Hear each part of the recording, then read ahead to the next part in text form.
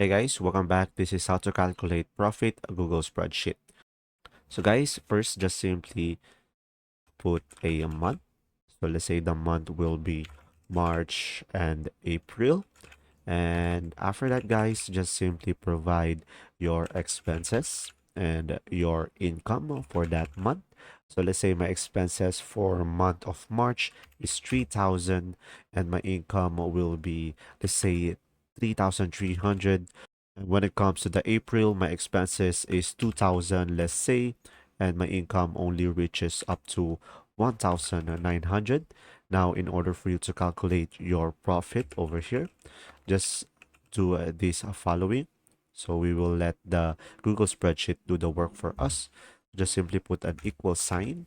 And after that, just simply go ahead and select your income first and minus the expenses and enter.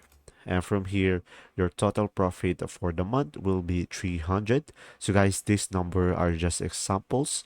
So just simply provide what's your data. And after that, just simply go ahead and select the profit that you have over here and click on this blue icon over here and put it down.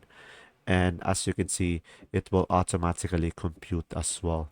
And there you go. If this video was helpful, please like and subscribe, and thanks for watching.